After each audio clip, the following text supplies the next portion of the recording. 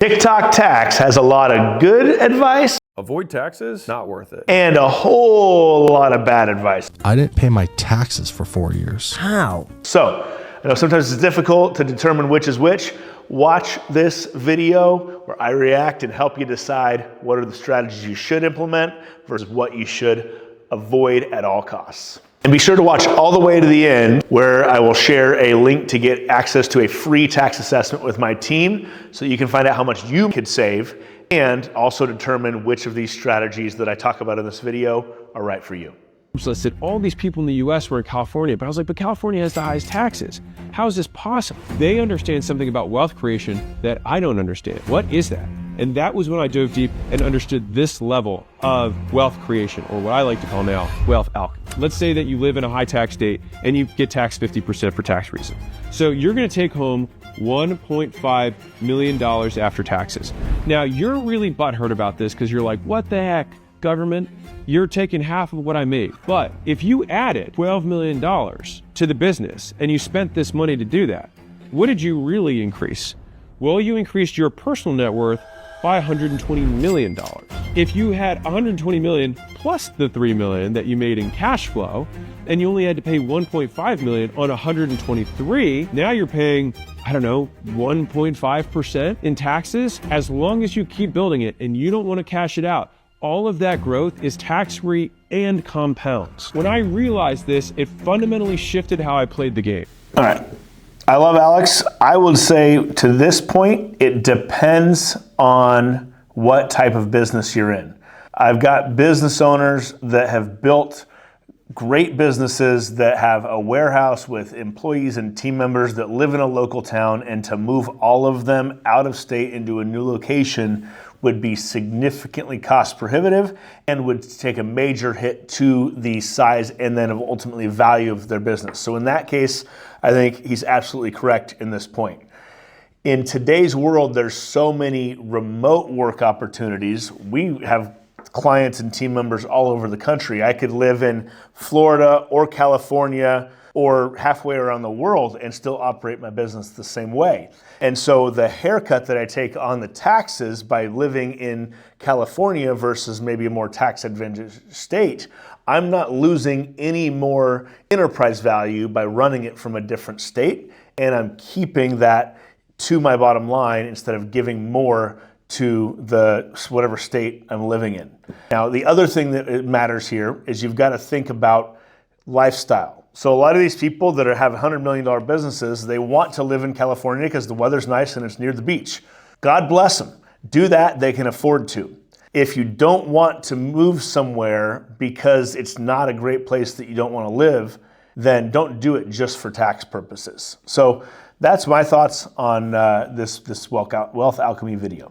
Avoid taxes? Not worth it. 90% of what's out there to avoid taxes is complete swampland. It's literally illegal and it will eventually become unwound. And the 10%, it takes you so long to sift through the 90 that you might as well take that time and just make more money. I had a friend who even was flying back and forth every single weekend to Puerto Rico so that he could get the 4% tax rate. But the more he found out, it's actually closer to 18% because there's a cost adjustment that has to happen. And so now he was doing it for a very small percentage. And so I just asked him one day, do you think if you didn't take 104 flights a year that you'd be able to take all that time and make up the 30% difference and not have to deal with all of that in the meantime? He was like, yeah.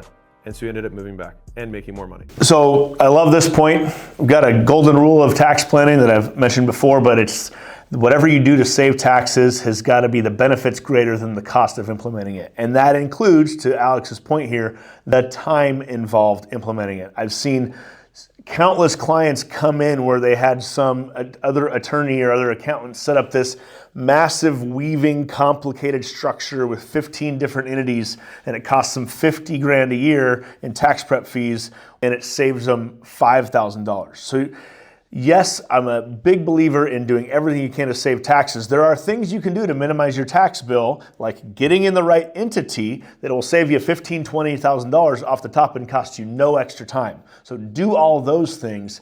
Don't do the things that are jumping through hoops, like making your dog a security dog to write off their vet bills and all of that, and the whole TikTok tax world, which I realize I'm kind of part of that sometimes, but Make sure that what you're doing, you're working with the CPA on so that it is legitimate and that it's not taking more time than it's worth that you're getting out of it. The easiest tax strategies that you can use if you're a small business owner, called the Augusta rule. If you have your house, you can rent your house to your business for employee meetings, for member events. So if you have clients or customers who are flying into town, or you want to hold an event or a small mastermind or a workshop at your home, you can lease it to your business. The Augusta rule states that we can lease our home to our business for up to 14 days. And so whatever my day rate is that would be fair market, I can multiply that by 14 and I can write myself a check for that, provided I've used my home for that period of time. For perspective, if you're even making $100,000 a year and you can lease your home. This is correct. So the Augusta rule is a legitimate tax strategy. Now, every deduction is a deduction until you get audited. So we want to make sure that you do it correctly so that it holds up. And so to do that, you've got to use, as Alex said, fair market value for your rents. B, you've got to actually pay yourself from your business to your personal account rent. And you want to have a rental agreement in place to make sure that that's documented between you and your business. And then have the meeting minutes and agenda of those days of the purpose of why you rented out the house to the business in order to take those deductions. But it's a great way to save some taxes. The cool thing about how the US tax code works is that loans are never treated as income, but they are spendable money that you can consume and use. For example, if I continue to plow all of my money into assets that earn while I sleep, if they continue to grow and they are growing tax-free, then the growth that is tax-free I can realize by taking loans against those things. And I can use those loans to live my life. And as long as the loans that I am taking are less than the growth of my assets, then I can use all of that growth, continue to let it compound tax-free for the rest of my life, and live off the loans. And when I die, they can rectify my account. All right, I've seen this. While it's technically correct, I've seen it go wrong a lot of times. So one of the biggest mistakes that people do when they loan money to their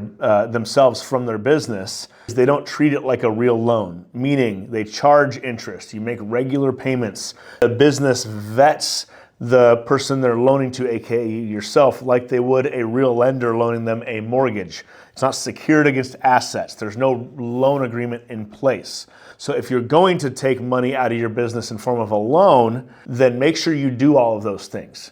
And that being said, if you are operating as an S corporation or a sole proprietorship or any sort of pass-through entity, it doesn't make a difference to your tax bill because you pay tax on the net income of the business, whether you pull the money out. And this is what most business owners in the United States are operating as. The only time you get loan money tax-free from your business really is if you're operating as a C corporation, then you have corporate tax and then additional tax when you pull the money out personally as a dividend. That's where you can get into hot water with the loan. I've got a friend who runs an accounting firm. His accounting specialists are horrified by the fact that it answers tax questions with 95% accuracy. So what happens with all of these people who used to do this for a living? It can do it immediately and cheaper and better. The IRS did a study on this. They sent out one business to 20 different accountants and they asked them to file tax returns. All 20 tax returns were different. So it's not whether it's right or not, it's just how right is it? And so if it's right enough, then it can replace a lot of work. So I've been thinking about this a lot lately, of course, being that I'm an accountant and I own a CPA firm with a lot of accountants in it. And I believe that AI is not going to replace accountants. I think that accountants who use AI in their practices are going to replace accountants who don't. Yes, the ChatGPT, if this is correct, I haven't verified it, but gets the answers 95% of the time. But there's still, you've got to know the right questions to ask ChatGPT to get the right answers out from it. And I think that's where the accountant, a good forward-thinking accountant, is going to come in and serve a role in the future, is to be using AI and leveraging it for efficiency and to get creative and help their clients even better than they were without AI, not entirely going away. How the ultra-rich get rich and avoid taxes legally. An ESOP is an employee stock ownership plan where you sell between 33 and 49%. Mind you, this is a minority stake in your business, and a bank will finance your employees, backstopping that debt with the equity that you sell them. Then the bank gives them the loan to pay you for the stock you gave them. It's kind of how it works. You can help your employees get wealthy, you get a tax-free check, You just traded the equity and you get cash for what you gave the employees, but you still own the asset. And so the asset is still worth what it is in the private realm. So if you add those two things together, you still have $1 billion, but you get the liquidity and you keep the control. This payment. Yeah, this is true. ESOPs are great. They are a great way to get stock and ownership and equity to your employees and also get a buyout. Maybe not, you can do it for the whole thing, but then you give up all the equity and the control of your company. But even if you sell a minor piece, the portion that is owned by the ESOP is actually tax-free. And so you take, what happens is you sell the company or a portion of it to your employees.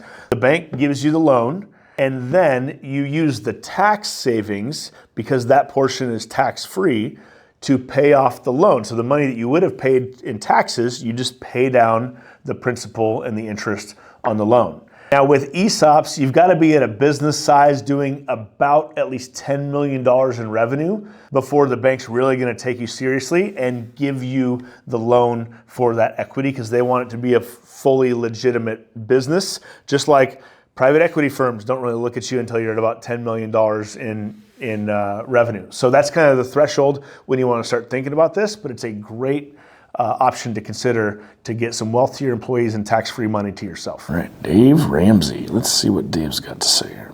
Didn't file my taxes for 2020 and 2021. Probably 80% of that was obviously commission. So I did dumb. I know I need to file those now, obviously, and I'm going to owe quite a bit. I was just going to see if I could maybe get some advice on how to go about doing that in the least harmful way. Ouch. Okay, here's the thing. Not paying taxes is not a criminal act. Not filing taxes is a criminal act. That's what's weird. We do not have a debtor's prison. They don't put people in jail for not paying their taxes, but they do put people in jail, about $2,500 a year, for failure to file. Okay? So that's the danger that you're in. I'm more concerned about that than I am the payment plan. I don't think you're in trouble, and because 99% of the time. Yeah, so Dave's correct here in terms of the fact that that's how you can get in trouble, is not filing, and then ultimately not paying your taxes as well, but really just not filing them. But if you are someone who is behind on your taxes, which is more common than you realize, I've had some clients come in and they haven't filed for 9-10 years, and we got to get them all caught up. If you are behind on your taxes, don't let the possibility of, or what you might have heard here, thinking that once you start the process of filing that you're going to go to jail because you've been behind. It's more common than you realize, people getting behind 3 or 4 years in their taxes. Best thing you can do is to just get it caught up, understand you made a mistake, and just get filed and get current. Your business is not making enough money to justify a $50,000 truck. You know how I know that? Because you didn't have $50,000. Yes, we did. Why did you borrow money then? Taxes. Taxes? What's taxes mean? Well, if we have no tax deductions, then we're paying more and more and more and more in taxes. Do you not know how a tax deduction works? If you write off $10,000, it saves you $2,500. You have to give the bank $10,000 to keep from sending the government $2,500. So Dave is correct here. A $10,000 tax deduction might save you at the most, if you're in the very top tax bracket, $5,000 in taxes. So I say, I know we get to the end of the year and people all want to go buy a bunch of stuff to make it a write-off and take all these deductions. Only buy deductions, spend money on deductions if you actually need them for your business, because you don't want to go and spend $100,000 on a new vehicle to save $30,000 in taxes. You're still out $70,000. Now, if you need the vehicle anyways, or whatever the piece of equipment is, then go buy it and just figure out the timing and make sure you get it done before the end of the year so that you save on this year's taxes. If you do that and you're okay with debt and your debt is under control, if you finance that equipment, it can be a nice cash flow play where you put, let's say you're buying a $50,000 vehicle, you put $2,000 down, you get a $50,000 tax deduction that saves you $20,000, and then you pay off the loan over the next few years. That can help with some cash flow. So there's layers to it, but don't just go buy deductions just because they're a write-off. How much were you making at the time that you decided to buy a Lamborghini? Around $100,000 a month. But then I made the ultimate mistake, which was I didn't pay my taxes for 4 years. How? Well, man, I'm telling you, when you leave school in grade 8, you just have to figure it out by making these mistakes. I got a $500,000 tax bill and had like 50 grand in the bank. The worst part was the Gallardo I sold when I had the tax debt. Got it. So I sold that car because I screwed up and owed tax debt. Yeah, so the number one best piece of advice I can give you around taxes is to actually file and pay them. I've seen so many business owners get busy starting their businesses, especially in the early years, and I get it. When you're trying to get that next dollar in and barely eking by and cash flow, and it's so busy trying to grow that business that suddenly 3-4 years goes by and you forgot to file your taxes. And suddenly that can put you out of business real quick if you don't handle it the right way. So make sure you are actually filing and actually paying your taxes. And then, of course, next step is meet with a good tax strategist that actually do tax planning for you. And if you are one of those people who are a few years behind, best thing you can do is to get it caught up. Understand that you made a mistake a couple years gone by without filing.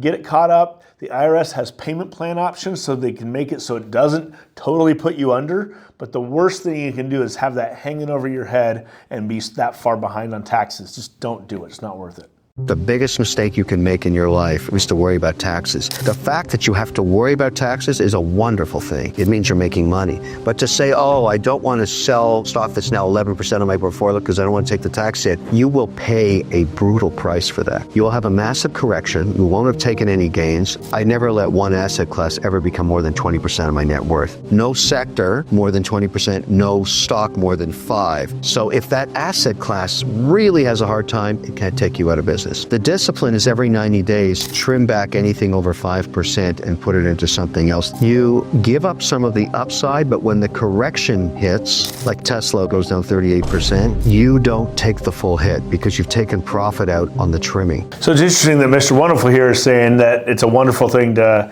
have to worry about taxes and that you shouldn't worry about saving taxes, is that I know he actually has a tax planning firm that he's partnered with. So that's interesting. I've said it before, I'll say it again. Focus on growing your business because that's unlimited, whereas tax savings you can only bring down to zero even if you do everything you can to save taxes. But don't just totally ignore tax planning because there's some things that you can do that literally take zero time or very little time that you can set on autopilot and or hire out a good tax strategist to help you with the day-to-day minutia of implementing it that could knock tens, hundreds of thousands, even millions of dollars off your tax bill. And there's a lot you can do with that money instead of giving it to the government, as we're learning these days. So that's my thoughts on that. What they are. So like if I give them an island and then we sell it, get $1 million, I'll give them $600K and we'll pay the $400K taxes for them. Oh my God. You pay $400K taxes. Yeah, whatever it is. We let the tax man tell us. I'm trying to figure out exactly what's going on here.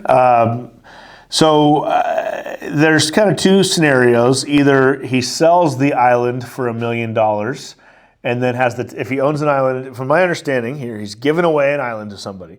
He either sells it for cash and then gives them the cash and he would pay the taxes himself. If you gift someone something, there actually is no taxes for them. So Mr. Beast gives someone $1 million island. He does not get a tax deduction for that. The other person does not have to pay tax receiving it. So there technically would not be a $400,000 tax bill on that. Now, in his case, he does all these giveaways for marketing, for branding, for awareness. And so he does giveaways, and if you receive money in a giveaway, then you are required to report that as income. So in his case, he would give the $1 million island if it's truly from a giveaway. That person would have to pay whatever the tax bill is, probably about $400,000. Here's the problem. If Mr. Beast gives him the giveaway money as taxes too, then he's got to pay tax on that $400,000. So now he's got $240,000 in tax. So then Mr. Beast has got to give him $240 on that. Then he owes the tax on the $240. So Mr. Beast has got to give him another $100, and on down the line it goes down this little spiral of taxes. So when you receive money from winnings that are part of a sweepstakes that are a marketing thing, yes, you do have to pay taxes on that. Covering the taxes ends up being more taxes, so it creates this weird spiral. I'd rather just give the giveaway and let the person deal with the taxes. What are your taxes like? Because you give away so much money. We'll see, because this year's taxes are coming up. The hard part is like when I give my boys $100,000 to spend, who pays taxes on it? Them? They can't pay taxes on it. I guess I have to pick it up. I gave away the money, so it's like, it's rough. Someone has to pay taxes. Here's $40,000. Someone has to pay taxes on that. Yeah, exactly. Oh, Either me or them, man. for the most part. If you go give like a homeless dude a house, is there tax implications on that? Yeah, I'm pretty sure. People don't think about that. Game shows, if you win a car, right after the game show, they have you sign a document where you say like you're gonna pay the $8,000 tax on it, or you forfeit the prize. Like you don't even get it at all. Yeah, it's true. So in the real world, I'm giving you a gift and it's not part of any sort of branded sweepstakes or giveaway that you give a gift to your brother or sister. There's no taxable event there. If it's more than $18,000, then you've got to file a gift tax return, but that just goes towards the lifetime estate tax exclusion. There's no actual tax that is owed. Either you don't get a deduction for it, they don't pay tax on it. In Mr. Beast's case, he's given away money or cars or houses to get eyeballs on his channel, and eyeballs translate to revenue for him. And so in that case, it's a deduction to him to give it away, just like as he says here, if someone wins a car on a game show, then they have to pay taxes on that. And that sometimes people have to forfeit the prize because they can't afford the tax bill.